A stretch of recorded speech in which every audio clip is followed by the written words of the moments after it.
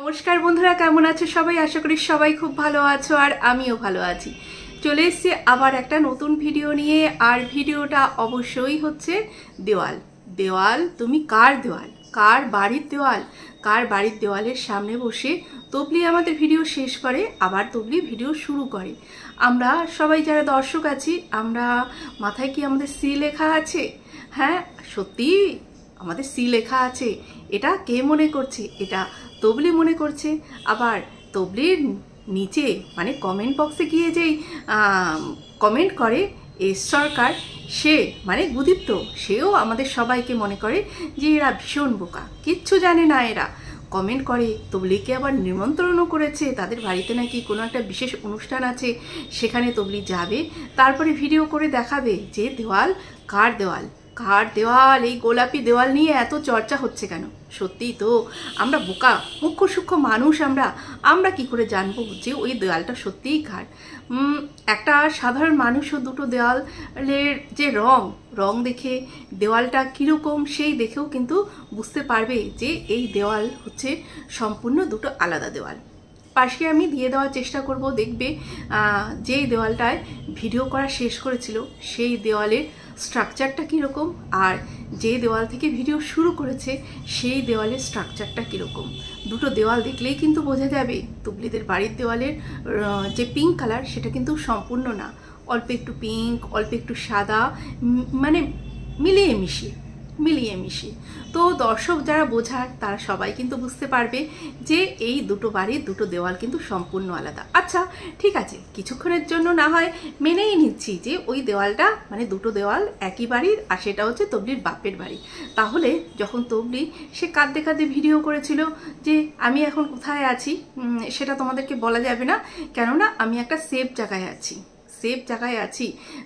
কেন, হয়তো ওর প্রাণে তখন খুব প্রাণের ভয় ছিল, কেউ ওকে কিডন্যাপ করে নিয়ে যাবে, তার ভয় ছিল, তার জন্য ও ওর আত্মীয়ের বাড়িতে খুব সেফ জায়গায় লুকিয়েছিল। তাই ও কোথায় আছে সেই জায়গাটা দেখাবে না বলে শুধু দেওয়ালটাই দেখাচ্ছিল, আর দেওয়ালের সামনে ঠেসে দাঁড়িয়ে বা বসে কোনো একটা ভিডিও সেটাই করছিল, সেটা দেখাচ্ছিল। তাহলে তখন তুমি তোমার দর্শকদের কেন মিথ্যে বলেছিলে? এই দুটো দেওয়াল যদি একই হয় তাহলে তো তখন তুমি তোমার বাপের বাড়িতেই ছিলে। তাহলে দর্শকদের কেন ভুলভাল বোঝালে? যে দর্শকরা যাতে তোমার প্রতি একটু সহানুভূতিশীল হয়, যে সিম্প্যাথিটা তুমি নিতে চাইছো দর্শকদের কাছ থেকে সেটা জানি নিয়ে তোমাকে আহা উহা করে তোমাকে সাপোর্ট করতে দৌড়ে যায়। ইস রে, মেয়েটার কি অবস্থা, মেয়েটাকে এত কষ্ট দিচ্ছে, তাহলে মেয়েটার পাশে গিয়ে দাঁড়ায়।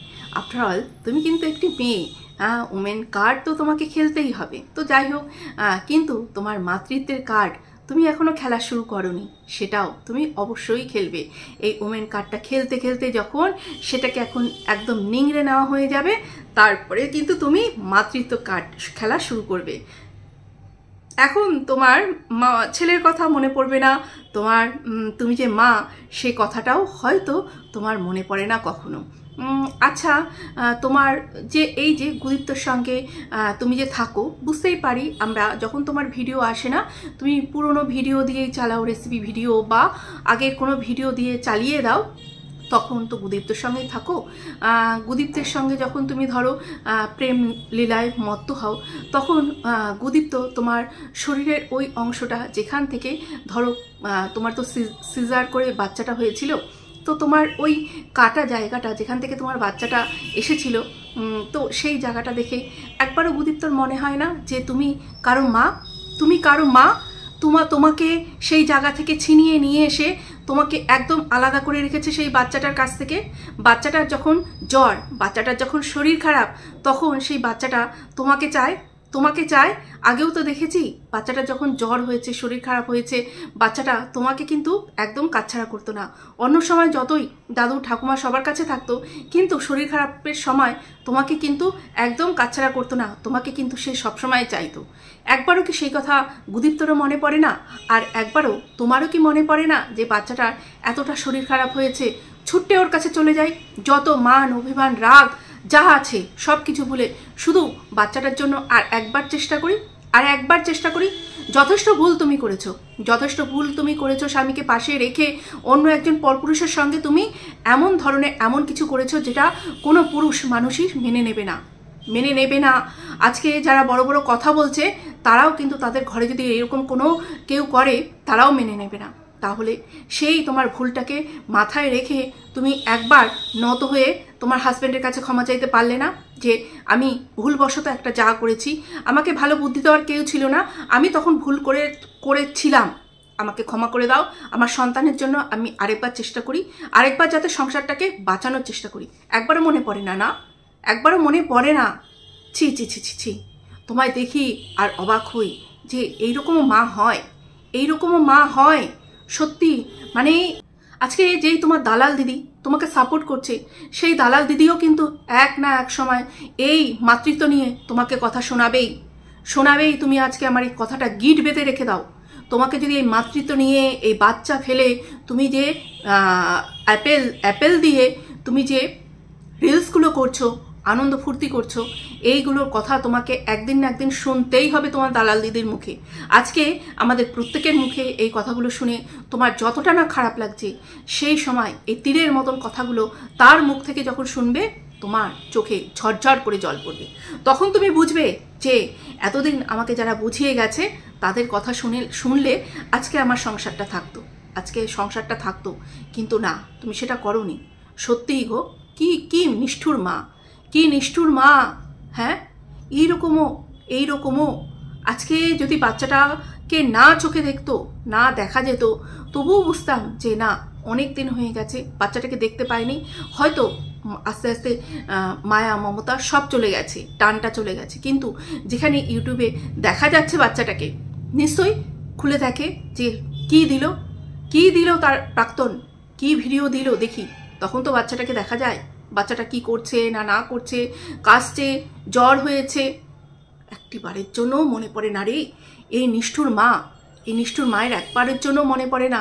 আর এই যার হাতটা ধরেছো সে যখন তোমাকে তার শয্যাসঙ্গী বানায়, তখন ওই কাটা জায়গাটা যখন তার নজরে পড়ে, তখনও যখন ওর মনে এতটুকু আসে না যে তুমি কারো মা, তোমাকে ভাঙিয়ে নিয়ে এসে তোমাকে তার শয্যাসঙ্গী বানিয়েছে, তার সঙ্গে লিপ্ত হচ্ছ, তখনও যখন ওই পুরুষটির মন গলে না, ও কোনোদিনও বাবার ডাক শুনতে পারবে কিনা সন্দেহ আছে, কোনোদিনও বাবার ডাক শুনতে পাবে কিনা সন্দেহ আছে। কেননা আমরা যদি মুখে হাজারবারও বলি হয়তো আমাদের কোনো কথা লাগবেও না, কিন্তু ওই বাচ্চাটার কাছ থেকে যেইভাবে একটা মাকে সরিয়ে দেওয়া হয়েছে, তাদের ওই বাচ্চাটার যে হাই গিয়ে লাগবে সেটা ভগবান বিচার করছে। কিভাবে লাগবে সেটা ভগবানের খাতায় ঠিক বিচার করছে। আজকে পয়সা দিয়ে সব কিছুর বিচার কিন্তু হয় না। অগাধ টাকা তুমি পেয়ে গেছো, কি কারণে?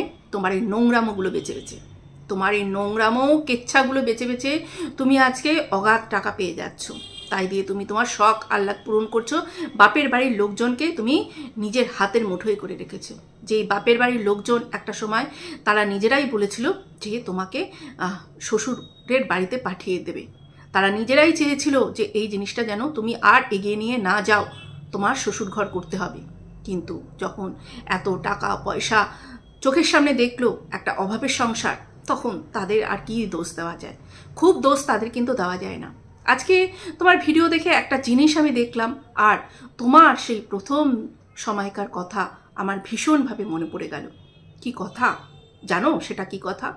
তোমার ননদ, প্রাক্তন ননদ, তোমার এখন যে দিদি ভাই, তোমার প্রাক্তন ননদ, সে যেইভাবে তোমার সঙ্গে ট্রিট করতো সবার সামনে, সোশ্যাল মিডিয়া প্ল্যাটফর্মে তোমাকে একটা জোকার বানিয়ে রেখেছিল, হাসি ঠাট্টা তামাশা একটা প্রপ হিসেবে ইউজ করেছিল।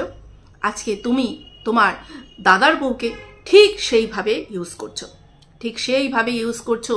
তুমি যখন তোমার দাদার বউকে ওইভাবে সবার সামনে খিল্লি করছো, মনে পড়েছে নিজের কথা?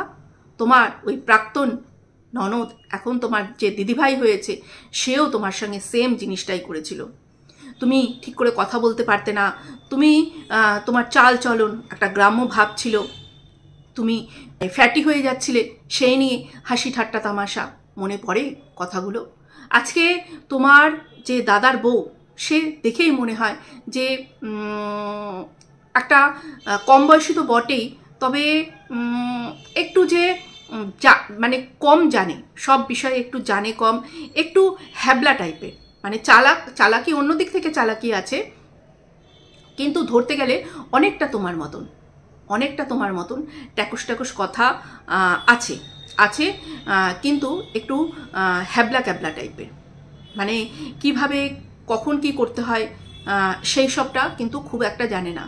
আজকে যখন পোস্ট দিচ্ছিল, ফটো তোলার জন্য পোস্ট দিচ্ছিল, তুমি কিভাবে খিল্লি করছিলে, ওই খিল্লিটা দেখে ঠিক তোমাকে নিয়ে খিল্লি করা তোমার প্রাক্তন ননদ, সেইটা আমার মনে পড়ে গেল।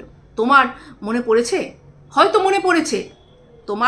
মনে পড়েছে, সেই কারণে তুমিও হয়তো সেটাই করেছো। দেখো, বুমেরাং হয়ে যেন আবার ফিরে না আসে। তো আমার তো মনে হয় সেই রকম যদি কিছু হয়, তাহলে আবার হয়তো ইতিহাস আবার পুনরাবৃত্তি হবে। আমরা যদি এই সোশ্যাল প্ল্যাটফর্মে তুমি থাকো, আমরাও থাকি, তবে দেখতে পাবো সেই ইতিহাসের পুনরাবৃত্তি আবার দেখতে পাবো। সবটাই তো গোল, এক জায়গা থেকে শুরু করলে সেই এক জায়গাতেই মেশে, কিন্তু সেমনই ব্যাপার হচ্ছে।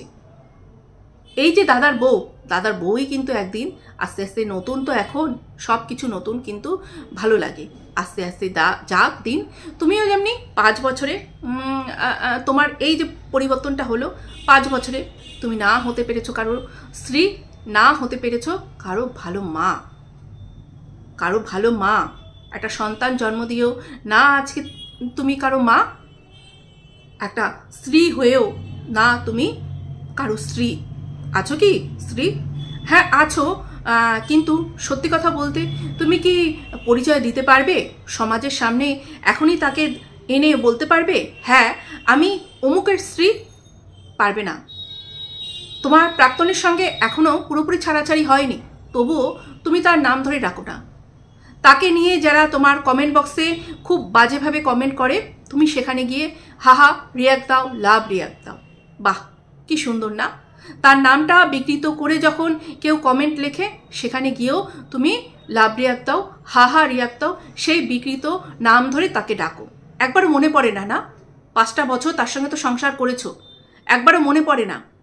হ্যাঁ, সত্যি অবাক হয়ে যাই তোমাদের মতন মেয়েদের দেখলে। এরপরে তার হাজবেন্ড কি করবে বলো তো? তাদের এত স্বাধীনতাই দেবে না, শ্বশুরবাড়ি থেকে এত স্বাধীনতাই দেবে না। তারা যদি পরবর্তীকালে আরও পড়াশোনা করতে চায়, নিজের পায়ে দাঁড়াতে চায়, তখন অমনি তোমার কথা যদি কেউ মনে করিয়ে দেয়, ওই যে অমুক একজন ছিল না, সেও তো তার শ্বশুরবাড়িতে গিয়ে সব কিছু শিখলো, সে ব্লগ করা শিখলো, ফেস ভ্যালু শিখলো, তারপরে দেখো তার হাজব্যান্ডকে কেমন পেছনে লাত মেরে অন্য একটা পরপুরুষের হাত ধরে চলে আসলো। তখনই বলবে না, এই তোর বউকে আর তাহলে আর অন্য কিছু করতে দিস না। যেমনি ঘরের বউ আছে, ঘরের বউ হয়েই থাক, ওই বাসন মাজুক, ঘর মুছুক, রান্না করুক, ছেলে মেয়ে সংসার দেখুক, এই করেই চলুক। এই কারণেই আস্তে আস্তে না মেয়েদের স্বাধীনতাটা দেওয়াই বন্ধ করে দেবে তার শ্বশুরবাড়ির থেকে। যখন মেয়েদের হাতে টাকা পয়সা চলে আসে, তখন যদি সবাই দেখে যে মেয়েরা এইরকম উশৃঙ্খলই হয়, কারো কথা না শোনে, সংসার ধর্ম না করে, তাহলে বলবে ঠিক আছে, দরকার নেই। ঘর ভাঙা যখন একটা মেয়ে যখন হাতে টাকা পয়সা আসলে, স্বাধীনতা পেলে ঘর যখন করতে পারবে না, ঘর যখন ভাঙবে, তখন দরকার নেই, পায়ে বেড়ি পরিয়েই রাখি। এই তোমাদের মতন মেয়েরা দায়ী। আজকে তোমাদের মতন মেয়েরা আছে বলে কত মেয়েদের যারা ধরো সত্যিকারের অত্যাচারিত, তারাও কিন্তু সুফল পায় না তোমাদের জন্য, তোমাদের মতন কিছু এরকম মানে অসভ্য মেয়েদের জন্য তারাও কিন্তু বিচার পায় না। বিয়ে জানি একটা ছেলে খেলা হয়ে দাঁড়িয়েছে।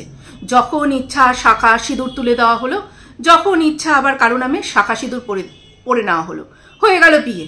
বাহ, কি সুন্দর, তাই না? তাহলে যারা এই যে অভিনয় করে সিনেমা, সিরিয়াল, ওদের তো রোজই তাহলে বিয়ে হয়, রোজই নিত্য নতুন মানুষের সঙ্গে বিয়ে হয়।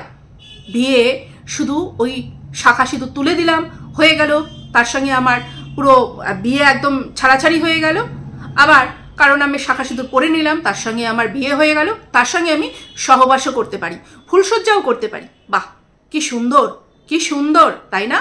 বিয়ে মানে হচ্ছে একটা সামাজিক বন্ধন, সামাজিক বন্ধন, দুটো পরিবারের সঙ্গে দুটো পরিবারের মিলন, আত্মীয়তা, সেটাই হচ্ছে বিয়ে। না হলে এত ধুমধাম করে লোকজন ডেকে ডুকে বিয়ে দেওয়ার কেন? কেন, কিসের জন্য? সমাজে তাকে পরিচয় করিয়ে দেওয়া হয় যে এ আজকে থেকে আমার লিগালি আমার ওয়াইফ, লিগালি ওয়াইফ।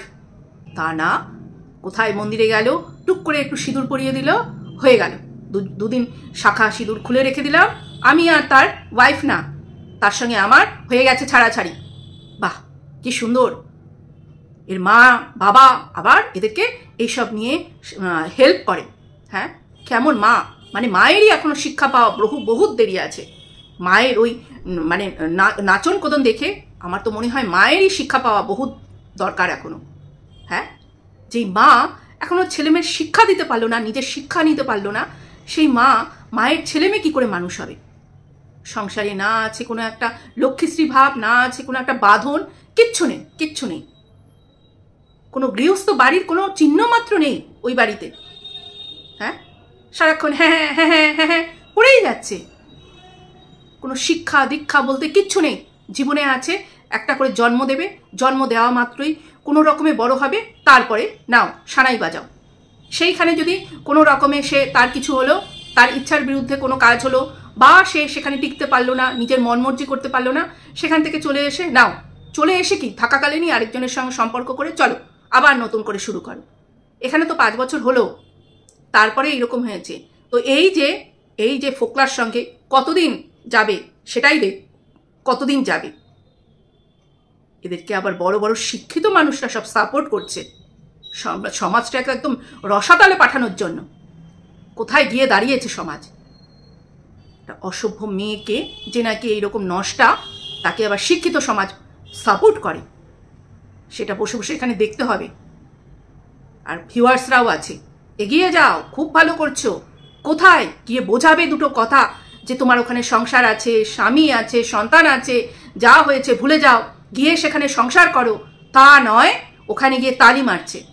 সব কটার মনে হয় সংসারের ওই রকম কোনো শান্তি নেই, কিচ্ছু নেই, সেই কারণে কোনো সংসার এরা জুড়তে জানে না, শুধু সংসারে ভাঙন ধরানোর চেষ্টা। তো আজকের মতন এই পর্যন্তই বন্ধুরা, ভালো থেকো, সুস্থ থেকো। সত্যি এইসব দেখে আর ভালো লাগে না। টাটা।